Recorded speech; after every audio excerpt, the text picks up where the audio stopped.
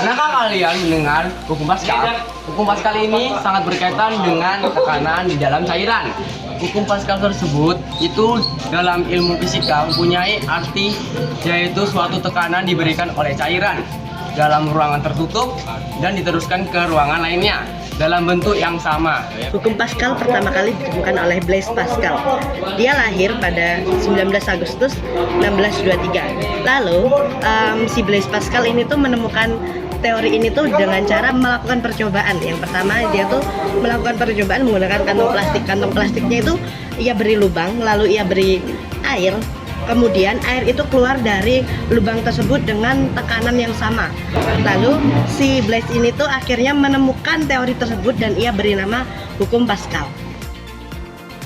Hukum Pascal bisa dikerjakan menggunakan rumus tertentu, yaitu F1 per A1 sama dengan F2 per A2. F1 itu gaya pada penampang pertama. Lalu A1 itu luas permukaan bidang pertama, sedangkan F2 itu gaya pada penampang kedua, A2 luas permukaan bidang kedua. Nah, guys, jadi di sini saya punya salah satu contoh soal. Dalam sebuah motor memiliki gaya 3000 Newton dan perlu diangkat menggunakan dongkrak hidrolik agar bisa diperbaiki.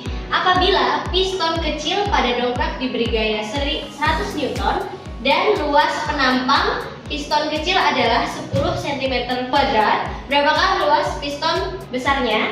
Nah, pertama kita harus menuliskan dulu apa yang diketahui. Yang diketahui gaya pertama dan keduanya 300 dan 100 Newton.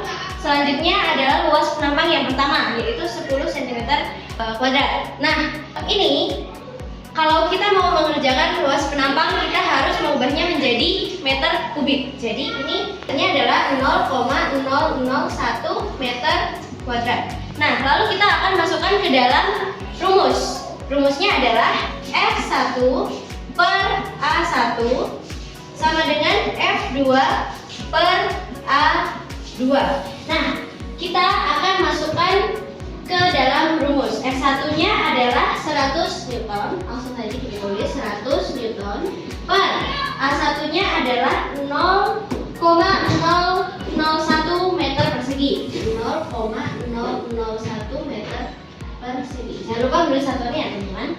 Lalu sama dengan F2-nya adalah 300 Newton. 300 Newton per A2. Nah, maka untuk mencari A2 kita harus mengkali silang keduanya.